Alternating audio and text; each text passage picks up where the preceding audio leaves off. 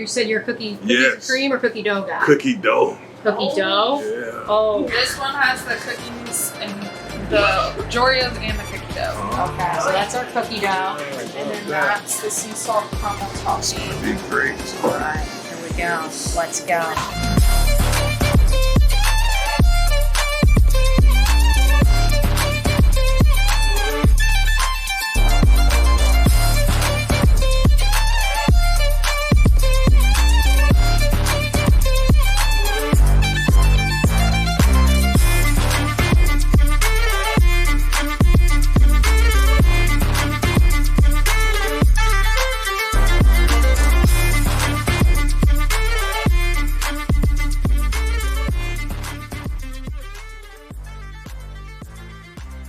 Welcome into today's episode of The Scoop. Joining me today is Jaguars inside linebackers coach and former Jaguar, as well as former Georgia Bulldog, Tony Gilbert. Glad Tony, what's the scoop?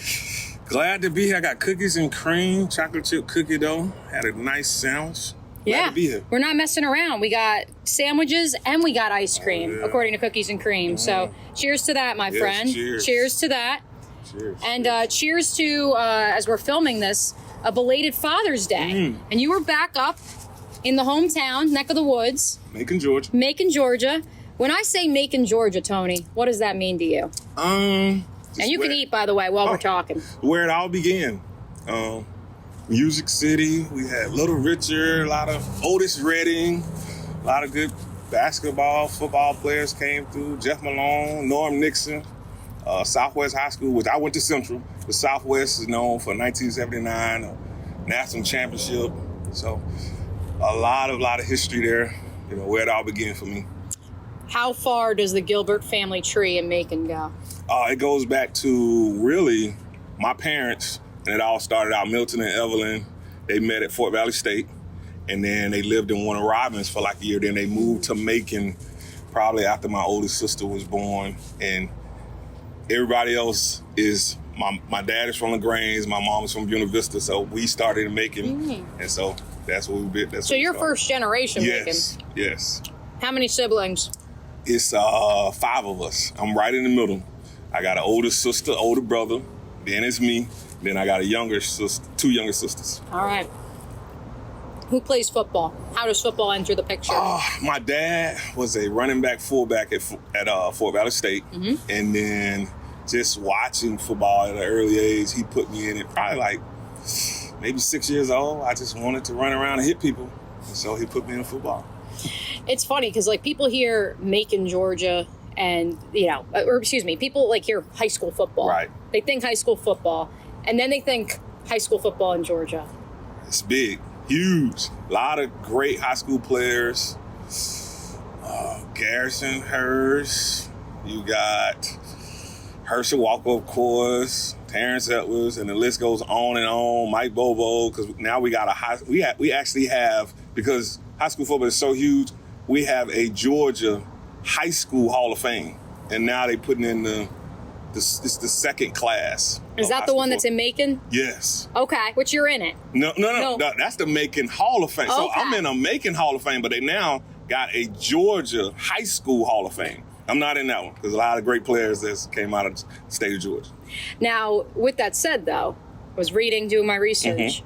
You referred to yourself as the guy at Central High School, right, on the football team. First and foremost, what does that mean? Back in the 90s, being the guy at Central High School. I say I wanted to be the guy. So we had one guy before me. His name was James. What was James' last name? But anyway, he went to Mississippi State. Okay. So our high school was known for we had one other guy went to college. And he went to a big college. So he went to Mississippi State. So I wanted to be the guy that left Macon and went to play at Power 5, which really, we didn't call it Power 5. We just wanted to be playing on TV. So I wanted to play in the SEC, wanted to play on TV, so I wanted to be the guy from Macon. And what do you do to be the guy? Are you one of those 4 a.m. workout guys? Are you, you're built different because you wanted to play in college, not the pros? Right. Well, you had to be you had to declare what you wanted. Mm-hmm. So for me, it was about getting out early, working out. We really didn't have a gym one of the coaches had weights, and then he actually left and went to another school, and he took his weights. But you just had to just do extra, do more. So what are you using if the weights are gone? The old Herschel Walker workout, push-ups and sit-ups, and then running on the track. That was it. That was it.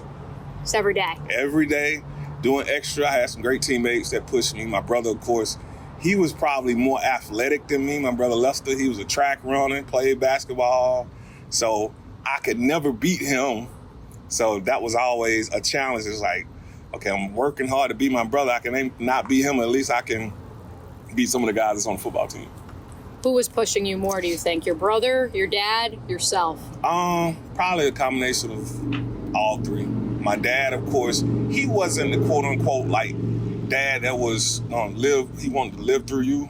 If he saw something that I needed to improve on, when we got back home, we'd work on it. My brother was pushing me just because we were ultra competitive.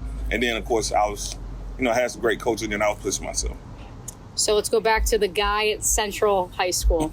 That's different than being the guy at probably most high schools on a football team in the United States. Right. So what is it like in high school for you? What's high school Tony like? First off, my parents are both teachers. They was in Bill County teachers. My mom taught the 5th grade for 36 years. My dad taught middle school for 30 years. So high school Tony was, first and foremost, I wanted to keep above a B average because in our mind, the Hope Scholarship had just began. So we was like, if you could keep a B average, you can get your books and tuition paid for. So I said I was very on my grind of being a student.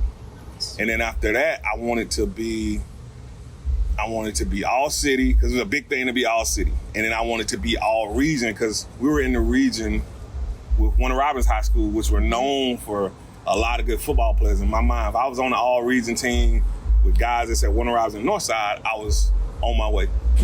So that was the goal. That was the goal. How good was Central back in the day? We were okay. What do we mean by okay? So I'll be on my last 2 years, my junior and senior year, we went to the playoffs for the first time in maybe 15 years. Oh. My senior year, we beat Warner Robins High School, which had Robert Davis, and they were known for winning state championships. We beat them for the first time in 26 years. So we did our thing my junior and senior year. But I had a lot of good teammates that pushed me.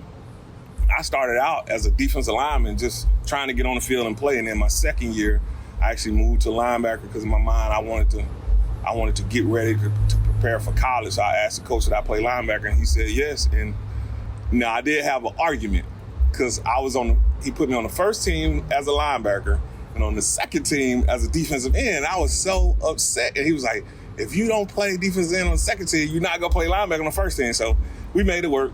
And just more reps for you. At the end of the day, it's more reps for you. 2 scholarship offers. Mm-hmm. And it's funny because now when you look back on it now, 30 some odd years later, your 2 scholarship offers, Tony, are Georgia and Alabama. Yes. If I said that in 2023, it's like, great. Oh my God. Back then, your 2 offers are Georgia and Alabama. Yes. What's the reaction from your family, from your friends? It was great. And it's funny, Florida offered me, but they called me back and was like, hey, Tony, you ever thought about playing football? And I was like, no, that's not going to work. So it was Georgia and Alabama. The crazy thing, the coach from Alabama was Neil Callaway. He actually went to my high school before it changed to Central. He was from Macon, went to Lanier. So when he came on the home visit, my mom was like, oh, wow, I can see how that could work. And we went to Georgia, of course, loved it. Went to Tuscaloosa. And my mom liked it because she liked road tripping. So she's like, if you had went to Alabama, that would have been okay. But my dad was like, when you chose Georgia, it was fine. It's like maybe an hour and 45-minute drive at the most. But it was great. Jim Donnan was the head coach at the time. Greg Williams was the DB coach. He was the lead recruiter. And to me, his honesty is what pushed me to want to go to Georgia. He said, I can't promise you're going to play a lot. It just depends on how hard you come in and how hard you work. And he sold me at that. Yeah. Now, you get there. Mm-hmm. You redshirt. Right. You probably assumed you were going to redshirt. But give me your welcome to college football. Your first week in Athens. What's the moment you went, oh my God, this linebacker room has 5 future NFL draft picks in me. So it was stacked. So in that class I was in the class that came to Georgia. You had Boss Bailey, which his brother was Champ and Ron. They were already at Georgia. Mm-hmm. Champ was up for the Heisman that year. So you got Boss Bailey. You got Will Witherspoon, who's from Florida, who went on to play 10 plus years with Carolina and with the Rams. You got Kawika Mitchell, who transferred to South Florida, went second round to the Chiefs, and then won a Super Bowl with the Giants. You had Jesse Miller, who didn't get that, and then you had Charles Grant, and then you had me. So that was, it was funny because I was like, you know how, you're confident, but you're like, man, am I good enough to make it, And, I got there, and then in the room, we had Arantez Grant, who played for the Cowboys. We had Dustin Miller. No, not Dustin Miller. We had Dustin Lucky, Mike Lucky, Adrian Hollinshed. So it was a really extremely competitive room. How good was Georgia, though, at the time? We weren't that good. That's crazy. We weren't that good. We were okay. They was coming off the 97 season when they had won 10 games. They won the Outback Bowl versus Wisconsin. They had beat Florida for the first time in a long time. So it was a lot of excitement around the program, but Tennessee was stacked. They were great. Florida, when Spurrier was there. So you had Steve Spurrier, you had Bill Foreman, then you had Jim Donnan. And it was we never, extremely talented team, but we weren't good enough to beat Florida and Tennessee. So you did play through a coaching change. I did. So Jim leaves. Right. I'm assuming a lot of those. But he gets fired. Right. Well, yes, exactly. He gets fired. I'm assuming Greg's gone. Is Williams? Yes. So he's gone. Yes. So, and for you now, especially having sons that are in the college realm, right. You look back on it. If that was 2023 and not 2000, how many kids transfer? Oh, guys are leaving, transferring on the spot, either from, and I'll be honest now, when Mark Richt came in, it was some guys that they actually really tried to run off. And they didn't do it in a way of now how Dion does it. What you did, we had mat drills, and they just really made mat drills so hard that you would see guys saying, this not for me. So, yeah. But it was for you. Oh, it was for me. I really didn't, working hard and always proving coaches probably wrong, because they would always say I'm probably not the tallest, not the fastest, not this, but I just want to prove guys wrong. And I felt like I earned the opportunity to be at Georgia. I was going to prove that, this is the place for me. Yeah. Good segue, because I have this from a quote you gave a newspaper back then. I wanted to make sure nobody ever thought they made a mistake by giving me a scholarship. That's true. That is true. Did you grow up a Georgia fan? I didn't. Oh, man, it's so crazy. So, and I think back then it was so different because you didn't really, Georgia was on TV, but really not on TV. You had Florida State was on TV, right. Miami was on TV, Notre Dame was on TV. So I was a huge Miami fan, but Miami didn't come to Georgia to recruit players. They was like, we're not coming to Georgia. We got South Florida. Exactly. So why are we going to go there? So I was a Miami fan. I remember watching the 92 National Championship game. I was so hurt when Alabama, they killed them. And I was in the 7th grade, and my dad had got me a Miami Hurricanes sweater for Christmas. And I wore it to school the first day after the New Year. Going back to school, and one of my teachers said, "You really gonna wear that Miami sweater after they got whipped like that?" And I was like, "It's my Christmas gift. I had to." Gotta wear. I hope Leon Cersei is watching this, because God. I was hurt. So I was a huge Rohan Marley fan. Okay. I love Ray, of course, but Rohan Marley had the dreads. I had dreads in college. We're going to get to that. Don't worry. We're going to get to that. Rest assured. So I was a huge Rohan Marley fan because he really just gave his body up. And I was a huge fan of him. So back to that quote, though. Mm-hmm. What was it for you? Was it just proving people wrong? Was it your parents and who you were raised by that you needed to prove them right? Yes. My parents really instilled in us an attitude of being competitive. Whatever you started, you finished.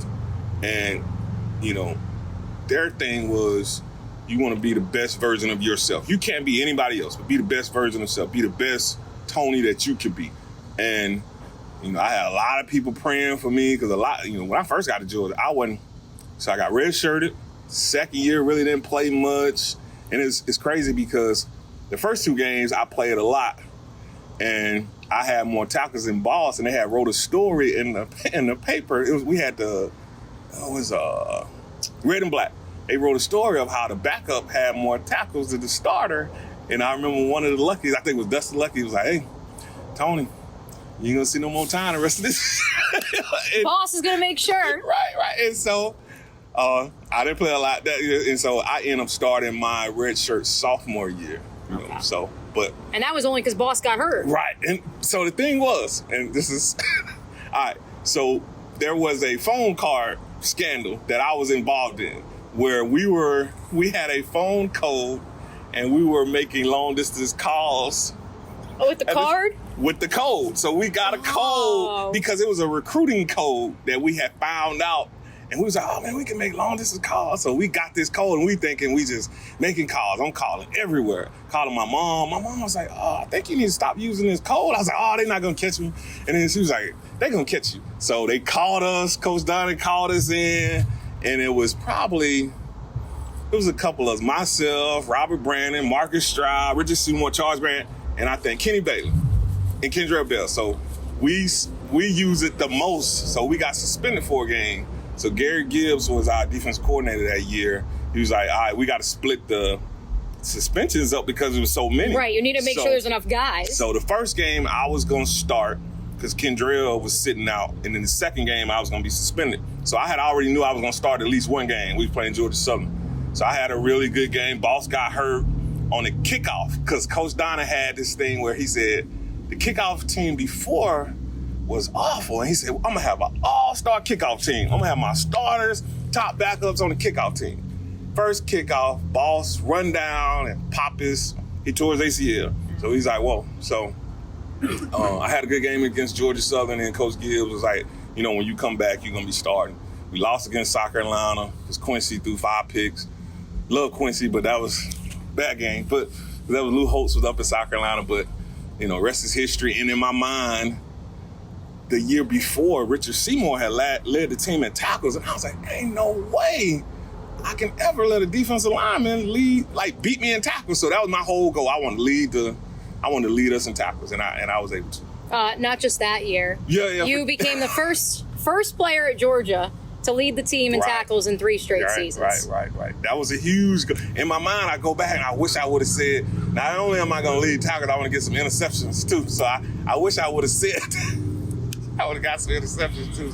So what was Mark Richt like as a head coach? Ooh, Mark Richt. So me and Mark Richt, and all right, let me go into this story. A lot of people, me and Mark Richt really did not have we didn't have the best or closest relationship. So at the time, and I'll be totally honest, at the time I had dreadlocks. Mm-hmm. And the first meeting that we had in the hallway was, hey, Tony, how you doing? How you doing, coach? Is your hair a part of your religion?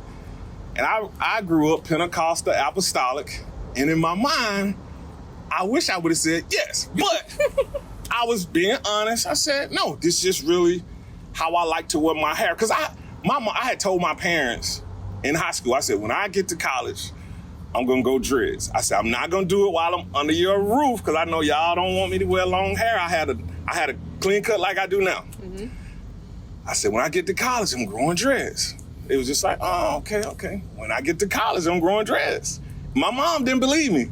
So when I got to college, I started growing my dreads. And in my mind, I felt like I wanted to change the negative stigma of what dreads were. I was like, okay, I could be a upright citizen. I could be on class for time. Straight A student. Right. That's what I wanted to do. Like, okay, because it was a negative stigma of dreads at that time. So when he came in, he created this rule that he was coming from Florida State. He created this rule that your dreads couldn't hang out the back of your helmet. Okay. And I was pissed, but I was respectful. I cut it. And the conversations with me and him was extremely short after that. So I was respectful to him, but we really didn't have many, like now how the coaches and players have a lot of conversations. We really didn't have that many conversations. Now, I was extremely close to my defensive coordinator, Brian Van Gorder, and we're still close today.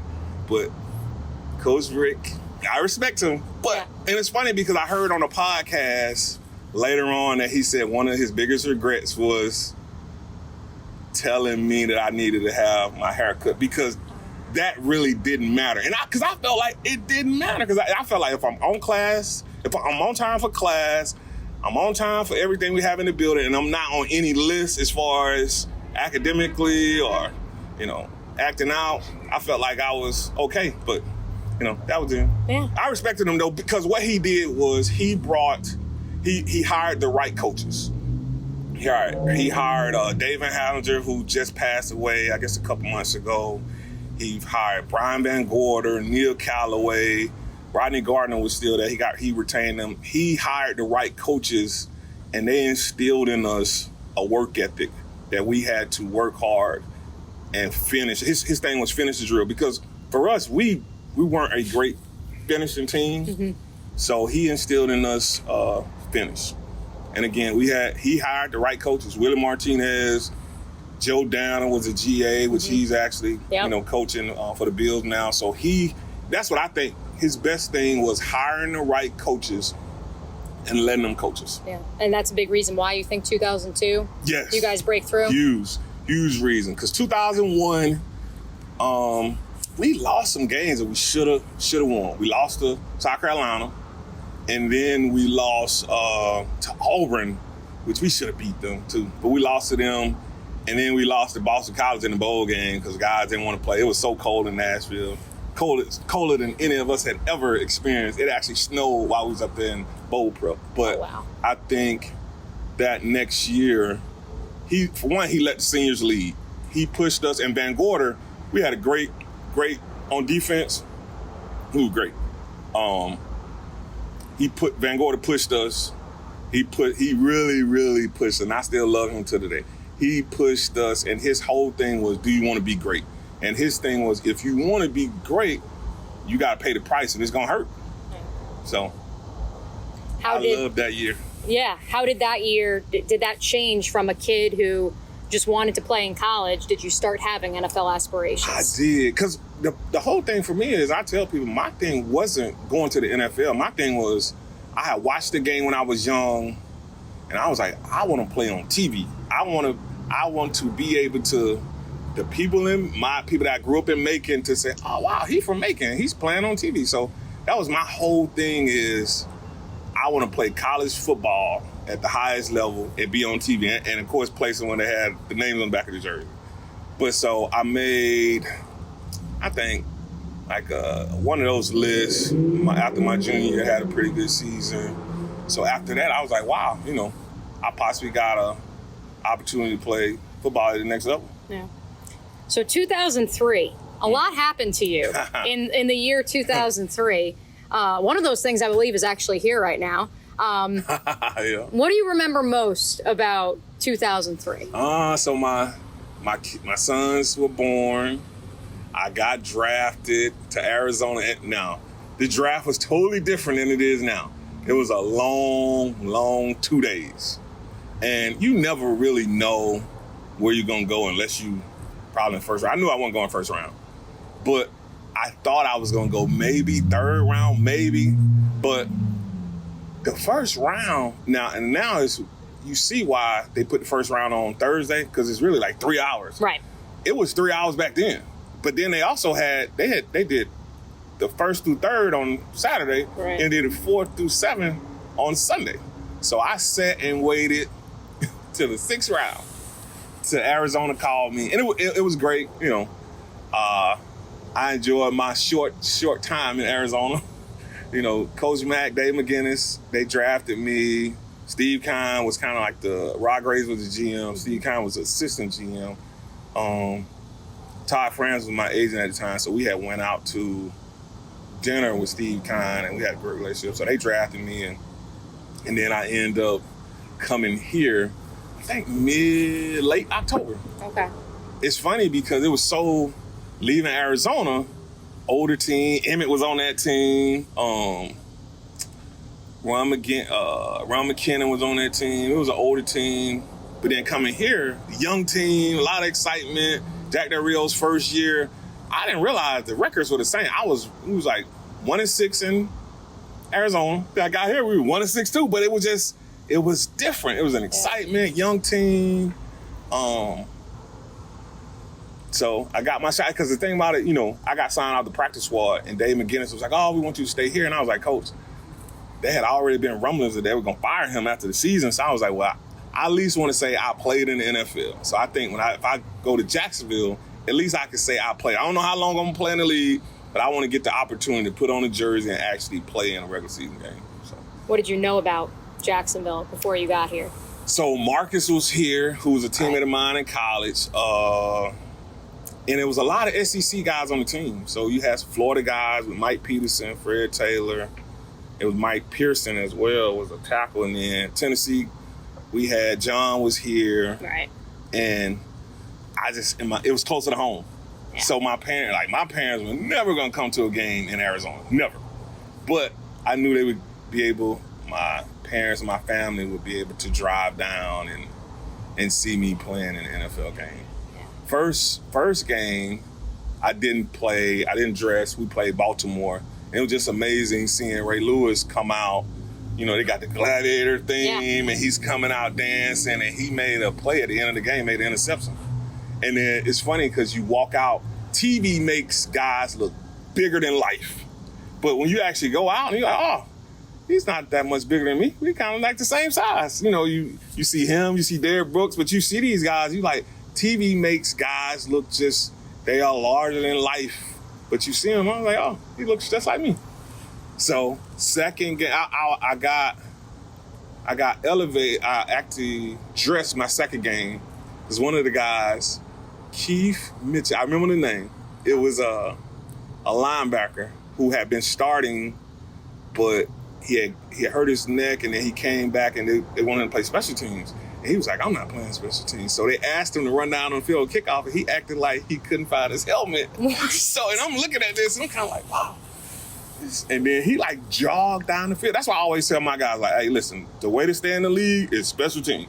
Right. So that's what you said. You said, I'll do it. Yeah. And so the next game, they was like, Tony, we think we're going to have you up to run down on kickoff and be on punt return. I was like, cool, whatever. I'm excited about it. And I walked back, and he said, hey, they thinking about having you up for my spot on special teams.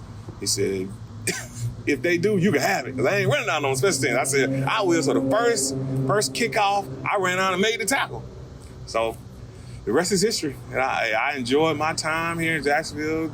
Mike Havlicek was my first linebacker coach. Then I had to go. They sent me to NFL Europe, which that was an experience. For how long? So NFL Europe was during the off season. So after my second season, they called me in, and we was like, we think, NFL Europe is going to be good because you'll get to get some experience playing. Because I backed up Mike Pederson the whole time, Mike P. So they was like, hey, you get some opportunity to play. And I had a guy, and that's one thing I would say. If some guys give you some great advice you need to take. I had a guy who told me that, listen, Tony, if they ask you to go, they can't make you, but they can strongly suggest. So if they ask you to go to NFL Europe, you say, I'm all in. I'm going to go. Because usually the guys that didn't go, they would keep them, but they would really cut them at the end of the preseason. So I went to NFL Europe, had a good season. I think I was second in the league in tackles, and then came back for my third year. And, who was the coach? So Mike Havlicek was the first coach. My actual position coach and coordinator in college was my position coach here, my third year, Brian Van Gordon. Nice. And all the guys asked, like, Tony, man, where we getting out of this college coach, man? Is he coming in here with these crazy drills? And I think that was one of Mike P's better years. I think he made second team All-Pro because Van Gordon was coaching. It wasn't just Baron Van Gordon, but, I mean, he was a great coach. So. Yeah. Where in Europe were you? I was in Dusseldorf, Germany. Now, this is the funny this is funny.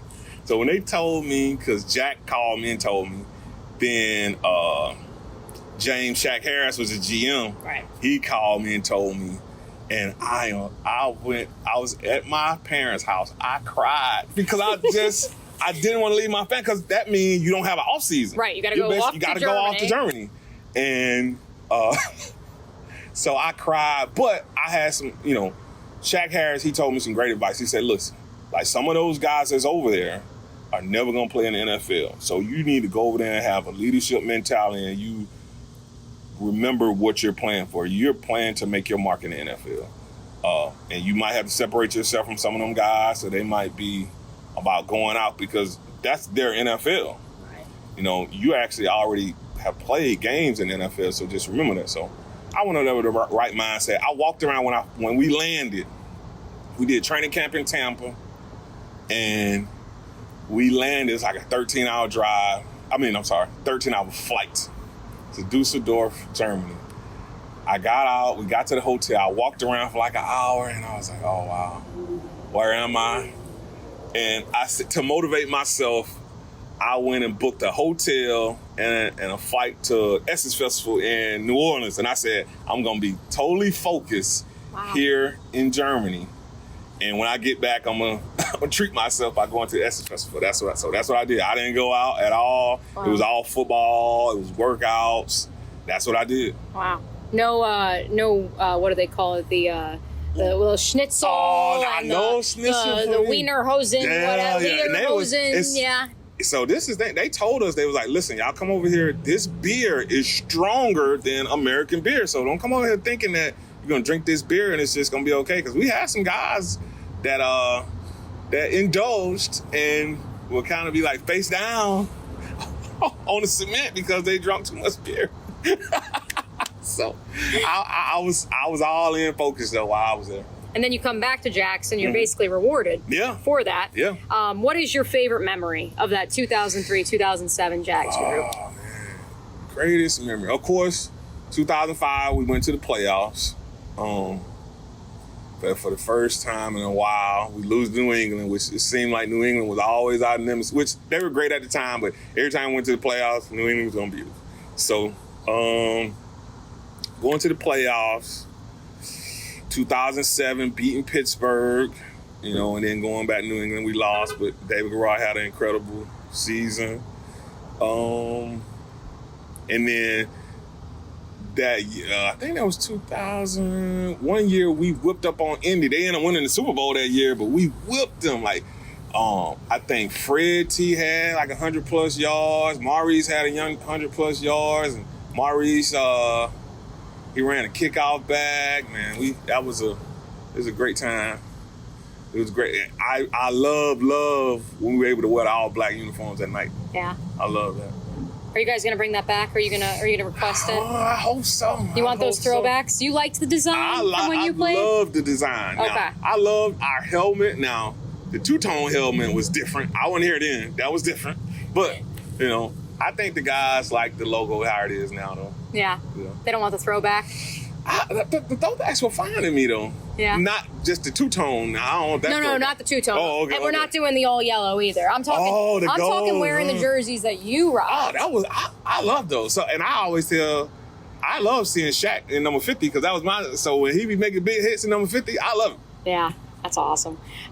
For you, well, actually, before we talk about the end of your playing career and getting into coaching, let's go back to the dreadlocks because you there's some pictures of you in your Jags uniform with your dreads that I feel like we have like up on posters at 1010XL. I feel like that's like when you search Jaguars of the 2000s, Tony Gilbert and the dreads pops up.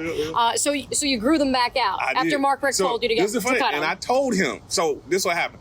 I trimmed them where they didn't come out the back of my helmet. That was 2001.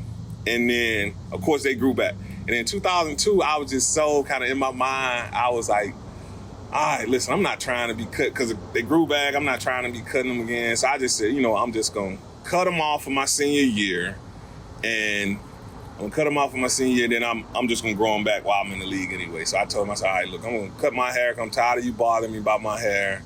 And I'm just going to grow them back. So and I grew them back while I was in the league. So. When did you cut them? It was probably the summertime, 2002, going into. I mean, when did you cut them for good? Oh, okay. So 2000, 11. Okay. So I came back here in 2010, and I always had told myself, if I get cut, if I'm out for a whole year, I'm just going to move on.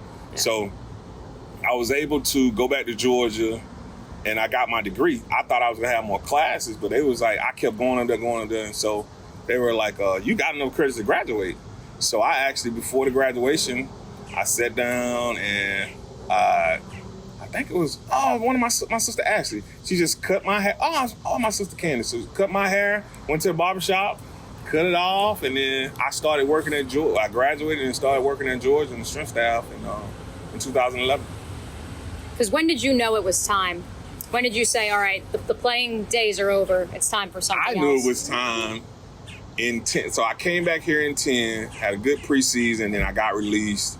And then my position coach, Duff, they were like, oh, wow, you still got something left in the tank. And I said, to me, it's good to say you got something left in the tank, but if nobody's calling you, it's time to move on. So nobody called that season, so I knew it was over for me. I didn't want to work out another off season and somebody bring me in for camp and I'm just a camp body. I didn't want to do that. So I knew it was over for me. And I had aspirations to get into coaching anyway, so I kind of moved on. Where do you think that aspiration came from? Your parents teaching? Teaching and as a player, because as a backup, to be in the league, you got to know more than one position. And you kind of got to think position and big picture. Right. Because you got to, it's so many, it's not as many roster spots, so you can't have a backup at every spot. So you got to be able to back up different spots and be able to get us out of the game. So I started thinking about it. It's crazy. I used to draw defenses and mess with Mike P and say, hey, if you get into coaching and if you're offensive coordinator, I'm going to blitz the mess out of you. We just messing around. So it's funny that, he got into coaching too, and he's coaching down in Florida. So, I kind of knew it then. It's probably around my 5th year, I said, I think I want to get into coaching. Now Van Gorder would say, you sure you want to do this? Because he said, it's really time consuming. I was like, yeah, sure. I just got to manage your time. He said, man, you're away from your family a lot. I was like, yeah, okay. And I saw now in college, it's much more time consuming than it is in the NFL, just with recruiting and all that. But I felt like this is something I love to do. I wasn't going to let that deter me. Just time constraints. So you got time constraints in anything. Right. Because you spent 9 years in college. Yeah. Did you think you were going to stay at the college level forever, or did you think you'd eventually make it back to the NFL? I had aspirations, of course, but you can't move on until you got a job. And I did an internship in Tampa. I did an internship in Minnesota. I did an internship in Chicago. And then Doug Marrone gave me an opportunity. Now, and I'll say, I stayed in touch with people. I sent out a lot of letters. Like one off season, I sent out like 50 letters to NFL coaches, personnel, and college coaches. Snail mail, or are we handwritten? I did handwritten. Handwritten notes? Yes. Heck yeah. Yeah. I love that. Right, handwritten. I went and got a stamp book, and I actually handwritten. The next year, I actually typed them out, but handwritten. Put my resume, so yeah, I did it all. It's going to hit with somebody. Yep, and that's what I said. I said, and my thing was, and I tell guys too, I was like, don't be upset if you get a no or you don't get anything back. Just it's part of the process. Right. So it's for the one yes that you're going to get. Yes. Which you do get that yes. Yep. It's here in Jacksonville. Mm-hmm. You do have the distinction. You are the only coach that has been a part of Doug Marrone's staff, Urban Meyer's staff, and now Doug Pederson's staff. Yes. Tony, you and I have talked about this before, but when I say that, does it make you laugh? Do you cry? Do you smile? That is now your distinction, is that and not that defines you in any sort of way, but you are the one coach that has stuck. I laugh about it, and I'm proud in the sense of I hope that I've done enough that I was able to, they look at me and say, okay, that guy's a hard worker. We should keep him around. So I look at it and I'm hoping that's a motivation, to other people. But it was also motivating myself because I was like, I want to prove that you should keep me around. Right. That I'm worthy of being around to be a help, to make the team better. Did you know Doug? I didn't know him at all. So how do you apply? think you just, the work ethic you've done. Oh, you're talking Doug Marrone? Oh, both Dougs. Oh, okay. Yeah, both so Dougs. Marrone, this is crazy. In 2000, he was the O-line coach at Georgia. Oh. So what it is, you kind of try to loosely be, like, I sent letters to him when he was a head coach at Syracuse. I sent letters to him when he head coach in Buffalo. So you've been sending the letters well before the NFL. Always sending letters. And not email either. No, letters. Yeah. Now, I would find, and I had ways that I would find people's emails, and I would send them emails too, though. And I would find ways to get people's phone numbers, and I would send them texts. And so, because before, the funny thing, like 2020, before the draft, I had actually got Coach Marrone, because I had came to practice while I was at UCF. Yeah. I had got his phone number, and I had sent him a text. Hey, Coach, hope all is well. Hope you have a great draft. And then he texted me back,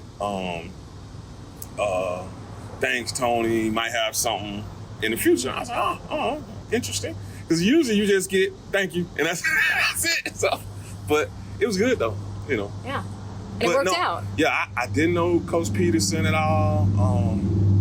So I hope, you know, just my work in the building. You know. Did you know anybody on this current staff outside of Trent? Because he was the character. Trent.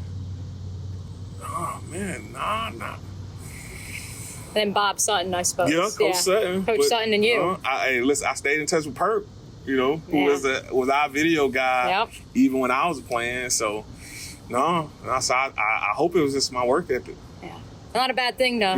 Yeah. If we go back to what we talked about when you were in high school, right? That's what you hung your hat on, and that's still what you hang your hat on. What's the biggest lesson that coaching has taught you?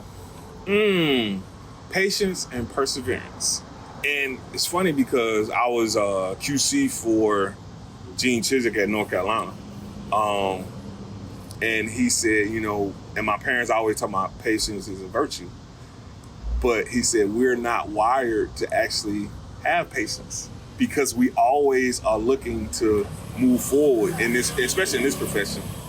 And I say patience and persevering because you're going to have to go through some things. And if this thing that you say you want, you're gonna have to show people and prove to people that you truly want it. So are you going to stay in it when you're not promoted to a position coach? Are you gonna stay in it when you go do an internship and they just shake your hand and say, thank you, you know, we're not gonna keep you, you know? Which that happened too. That's what I'm saying, that happens. So so the perseverance part, patience and perseverance, and just believing in yourself. You know, not wavering, you know, have a total unwavering faith that you're going to achieve what you set out to achieve. That's awesome. All right, before we get to our final question, we do get to play a little this or that. All right. Are you ready? Okay. A little rapid fire. All right. Spider-Man or Batman? Ooh, Batman. Oh, okay. Because I know you've worked in both. Orlando or Chapel Hill? Orlando. Because where people go, you get to work and play, where people go vacation. I like that one. This one, I know your Georgia senses. This is going to be a tough one. Waffle House or Cookout? Oh, Waffle House. Oh, yeah? Easy. Yeah. Chicken melt,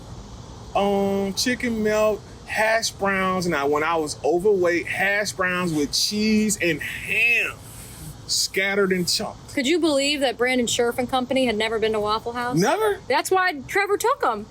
Wow, that's sad. But hey, Waffle House is great. They don't have it out there in the Midwest. What do they have? Culver's.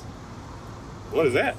You gotta go. They have beer now. You gotta go. See, look at that. I've seen Culver's. Yeah, it's good. It's like fancy, like burgers, like Chick-fil-A burgers.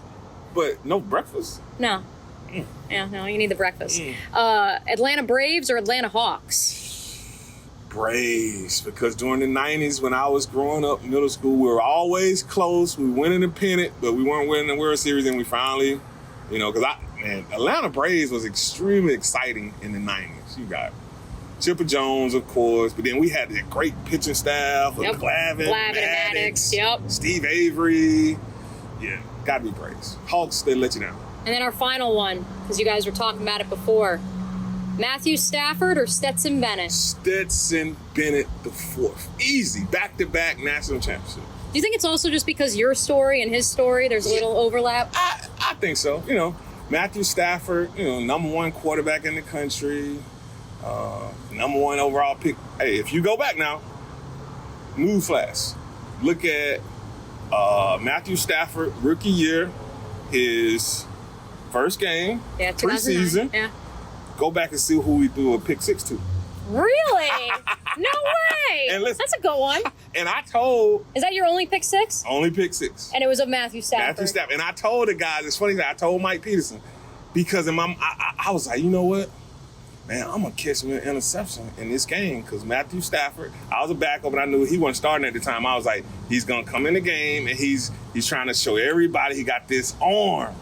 He's trying to show everybody he can put this football in all these different, windows. And I said, I'm going to pick the ball off, and I'm going to have a pick 6. And they was like, no, you're not, because I had a pick in scrimmage.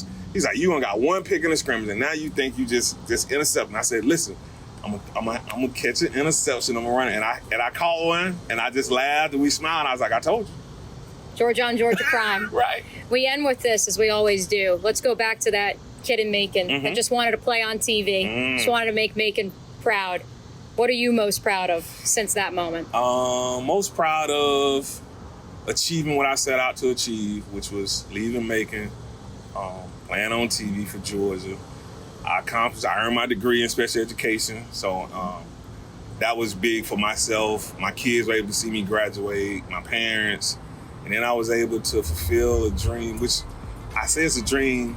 It was a miracle to be able to play for 7 years in the NFL, and now I'm coaching. So I'm living my actual dream, and it's like a miracle. So I thank God, thank my parents, and I thank everybody who supported me. And that's the scoop. All right. Thanks for joining us, Tony. Thank you.